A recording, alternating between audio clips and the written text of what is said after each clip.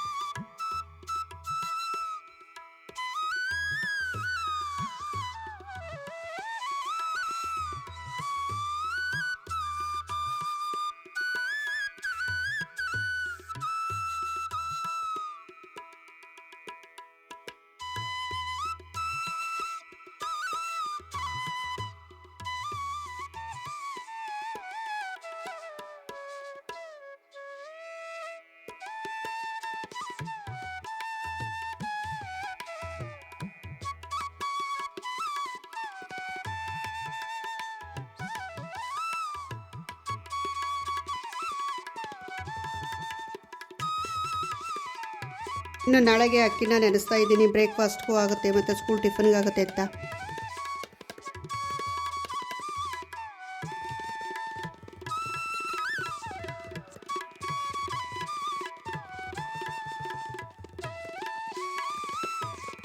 ಅಕ್ಕಿನ ಈಗ ಚೆನ್ನಾಗಿ ವಾಶ್ ಮಾಡ್ಕೊತಾ ಇದ್ದೀನಿ. ಒಂದು 2-3 ಸರಿ ಬದಲಾಯಿಸಿ ತೊಳೆದ್ರೆ ದೋಸೆ ಇನ್ನೂ ಸಾಫ್ಟಾಗಿ ಆಗುತ್ತೆ.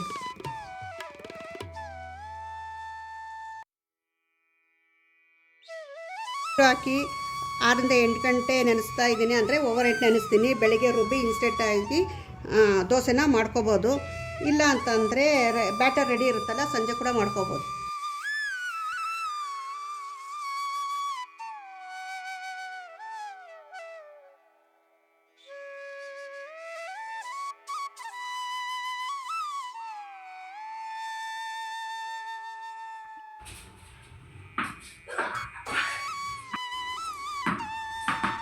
ಓಕೆ ಫ್ರೆಂಡ್ಸ್, ಇಲ್ಲಿಗೆ ಈ ಬ್ಲಾಗ್ನ ಎಂಡ್ ಮಾಡ್ತಾ ಇದ್ದೀನಿ. ನೆಕ್ಸ್ಟು ಇನ್ನೊಂದು ಬ್ಲಾಗ್ ಜೊತೆ ಸಿಗ್ತೀನಿ. ಇಷ್ಟ ಆದರೆ ಲೈಕ್ ಮಾಡಿ. Thank you.